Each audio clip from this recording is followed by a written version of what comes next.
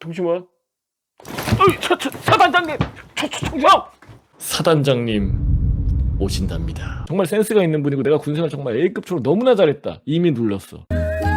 이 도 보내주신 사연이고요. 안녕하세요 여사님. 입대하기 전부터 계급별 행동 강령부터 해서 전역한 지금까지 정말 즐겁게 보고 있습니다. 저는 19년도 말에 입대를 하였고 현재는 예비군 1년차입니다. 오늘의 주제는 군생활하면서 사단장님과의 살 떨렸던 일을 보내드리려고 합니다. 혹시나 이걸로 문제가 되지 않을까 걱정이네요. 여러분 문제가 될 거였으면 제가 영상으로 제작도 안 했습니다. 걱정하지 마시고 저한테 많은 사연 부탁드리겠습니다.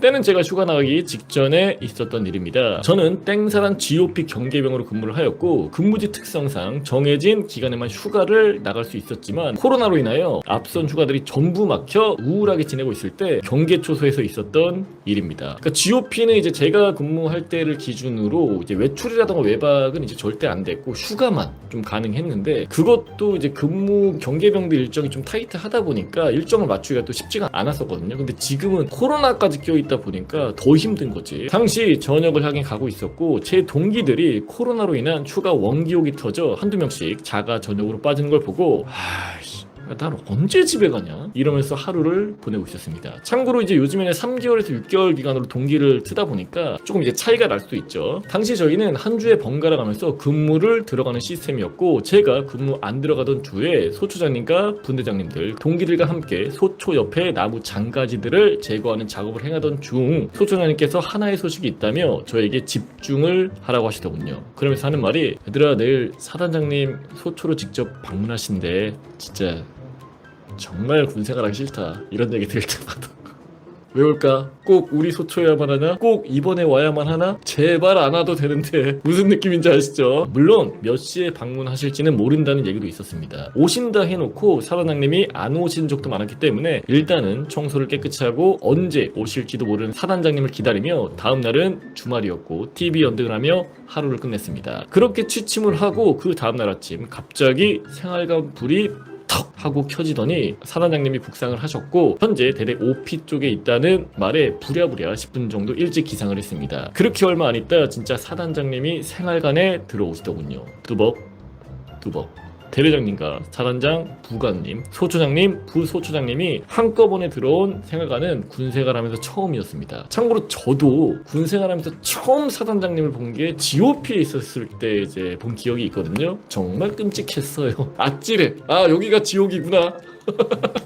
이게 왜 이제 GOP에서 오면 좀 피곤할 수밖에 없냐면 이제 본인 경계 근무 그 패턴이 있단 말이에요. 들어가는 패턴 시간이 있는데 잘 시간에 만약에 온다고 하면 그때 잠을 못 자고 일어나서 막 청소라든가 이런 걸 해야 되거든. 아무튼간에 당시 생활관 인원들과 함께 악수와 더불어 덕담을 주고받으시고 생활관에서 짬이 가장 높던 저에게 악수를 건네시고 옆에 몸 좋은 후임을 한번 보시고 저를 보더니 너는 살 안 빼니? 라는 말을 하시더군요. 당시 긴장한 저였기에 살 빼고 있습니다 라고 말씀을 드렸습니다. 그리고 사단장님이 나가신 후 상황실에 일이 있어 잠깐 들렸는데 거기에서 사단장님과 또 한 번 마주쳤습니다. 그러더니 사단장님은 야 근데 살도 뺄 생각 없냐? 멋있을 것 같은데 이러셨고 당시 군생활하면서 10kg가량을 이미 뺀 상태였기에 최근 들어서 10kg 정도를 감량했습니다 라고 말씀을 드렸습니다. 이에 사단장님께서는 그래? 혹시 목표 몸무게 있니? 등등 여러 얘기를 하시다가 갑자기 야, 너 그러면 나랑 내기할래? 이러시더군요.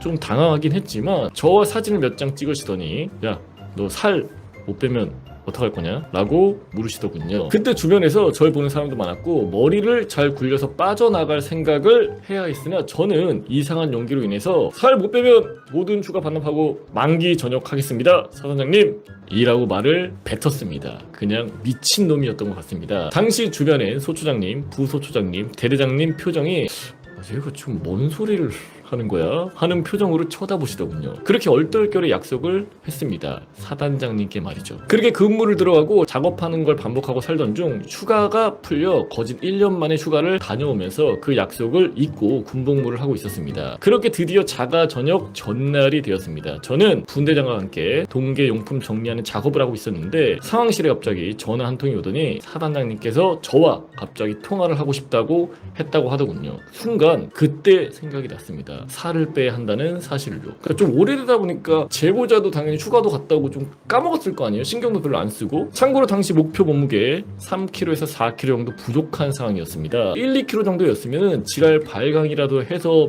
뺐을 텐데 3, 4kg다 보니 어쩔 도리가 없더군요. 사단장님과는 약속은 했고 사단장님께서는 통화하고 싶다고 하고 몸무게는 3, 4kg가 남은 거야. 아직 뺄 몸무게가. 저는 일단 통화 대기를 하였으나 다시 전화는 오지 않아서 그냥 넘어가나 보다 하고 있을 때 갑자기 상황실에서 사단장님께서 대대 방향으로 올라오고 있다. 난리가 났습니다. 제 상황을 알고 있던 사단병은 뭐 하는 거야? 라고 하면 저한테 욕이란 욕은 다 있습니다. 다행히도 우리와 달리 사단장님은 당시 사단에서 진행되고 있던 훈련으로 인해서 오시지는 못하고, 참고로 온다고 했다가 못 온 적이 많잖아요. 사단장님들 같은 경우에는. 저도 이제는 진짜 집에 가는 건가 싶어서 후덜덜거리며 일과를 마치고 침대에 누우려는 찰나 이상한 번호로 전화가 왔습니다. 이거 안 받으면 진짜 X될 것 같다는 생각에 통신보안, 참고로 이 당시 핸드폰이 있죠. 이러니 사단장님이셨습니다. 당시 부관님께서 제 번호를 사단장님께 넘기셨다고 하더군요. 바로 저에게 한 말은 살 뺐니? 이랬고